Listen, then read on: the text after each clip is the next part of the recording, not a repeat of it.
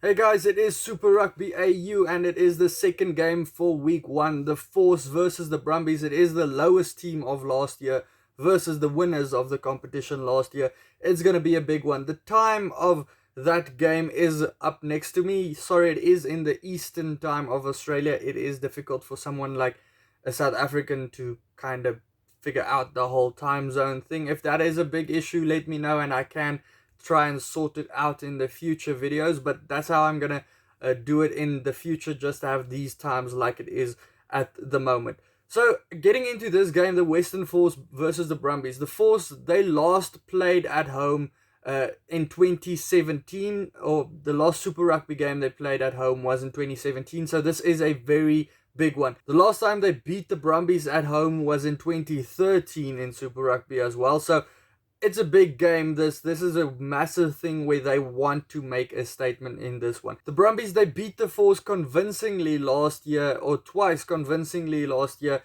in the Super Rugby AU season, but in the preseason game the Brumbies only managed to beat them by 1 point, so pretty close.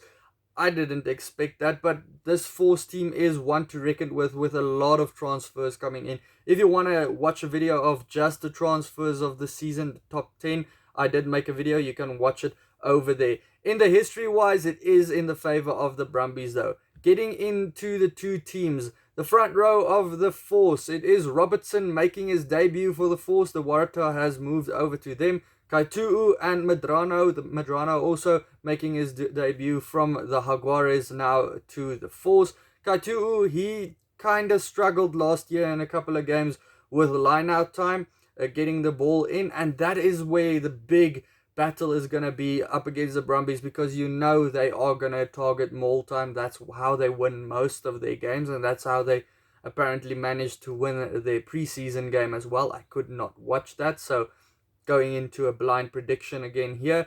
The Brumbies, they also have a Wallaby front row there with Slipper, Fainga, and then Aotearoa. So very strong front row up against a stronger front row for the Force now with a Wallaby and a Puma in there. But Fainga, like I said, he's going to be the target at maul time to score tries, and scrum time. I also do think the Brumbies do have a favour there, because Medrano, he did struggle for a year or so there for the Jaguares. He's still not the first choice back at the Pumas still. So he has something to make up for. He still has time on his side. He's not in his peak in the ages for props. When you get to the locks, you get Swain and Neville. I think this is their second game together for the Brumbies. They are kind of building a partnership now, or that's probably going to be the partnership for the year.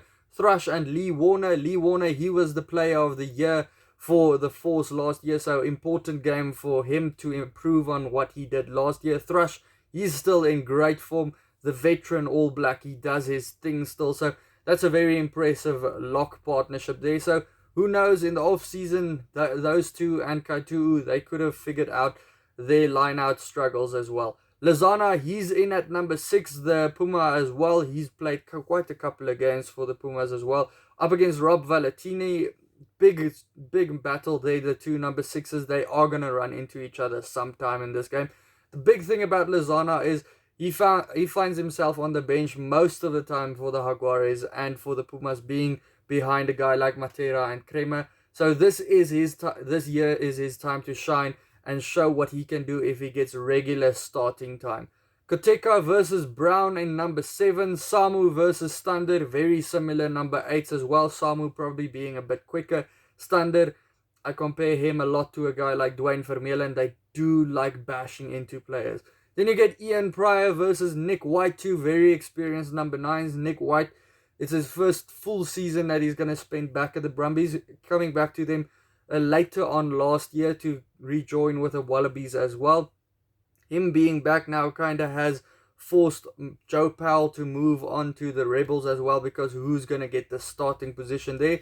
Nick White, he's kind of now knows he's going to get starting position all the time. Number 10 is Jono Lance versus Lolosio. Lolosio, great year for him last year. One of the standouts in the competition, even though he is a youngster. Yes, he had that injury, so then the Brumbies kind of had to have other guys step in for him. They also did well. But Lolosio back in the starting position. He got a Wallaby call-up as well. John O'Lance, he was good last season. Sometimes he does play a bit too flat on the line, and that does tend to give interceptions through. And a guy like Simone and Ikitau, they do like to get those balls from the Western Force. They will try and get interceptions as well. So I'm scared for that for the Forces part. Kyle Godwin and Kuridrani. Can't wait to see Kuridrani versus his previous team. That guy played 135 games for the Brumbies, so he's a legend over there playing against his previous team. Can't wait to see him there. Ikitau, he was part of the Wallabies squad last year. I don't think he got a game time there, but still a big game for these two to go up against each other, because Ikitau basically took Kuridrani's spot last year in the Wallabies squad, because Kuridrani, he didn't have the best of years last year at the Brumbies. Simone, he was the Brumbies player of the year or back of the year in 2020. Hansen at the wing for them as well. It's his first start at the wing, and I do think he has a big season ahead of him. Wright got injured. He's going to miss a big chunk of this season as well. Muriad, he's a very reliable number 14 for the Brumbies as well. Ralston, a youngster that you really should look out for. This guy is very quick, tends to score very good tries as well. Brachi is on the wing. I think that is his better position than at 13. And then at number 15s, it is the big name, the big guy, probably one of the biggest signings in Super Rugby history, with Rob Kearney coming in from Leinster to the Force. It is his debut, but this guy has played 219 games for Leinster and almost 100 games of international rugby. So big signing for them. Up against Tom Banks, he's kind of wants to probably play a more bigger role for the Wallabies, because that number 15 jersey kept on going to new hands at the end of last year. So he would want to have a big year this year to kind of solidify that he is the best number 15 in Australia. Then going on to the benches, the Force really improved on their bench last year.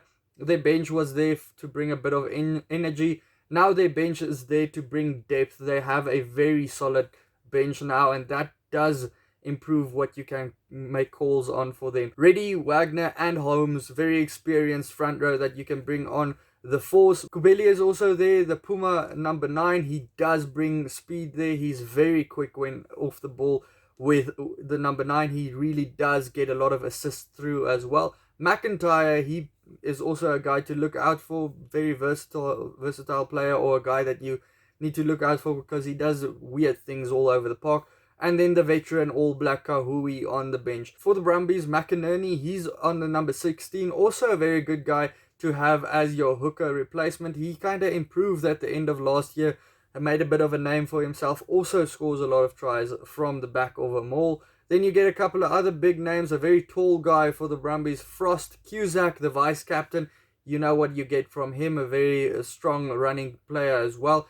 Gonna get over the ball and try and steal it as well at rock time. And Isaac Fines, a guy that is gonna play on the wing, looks like it this year. He used to be a scrum half. He's still a scrum half probably, and also an ex-Force player. So guys, getting into the prediction of this game, it is a tough one to call since that preseason game ended with a 1-point win for the Brumbies. They are back still in Western Australia.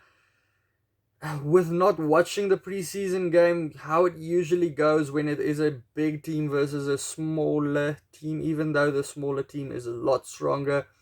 If the preseason game was close, the second game is a bit further away. I do think the Brumbies to win this one by 5 points. If the Force did play the Waratahs or the Rebels in this first game, I probably have went with the Force in this one. But just being the first game of the competition, the Brumbies would want to get a good start to defend their title. I think the Brumbies by 5 points. Let me know your prediction down in the comments below. Also, tell me what do you think, which player is the one that really stands out from the Force team. Check out these videos next to me. Join the SuperBru pool. Hit the subscribe button, please. And then I'll see you for the next one. Cheers.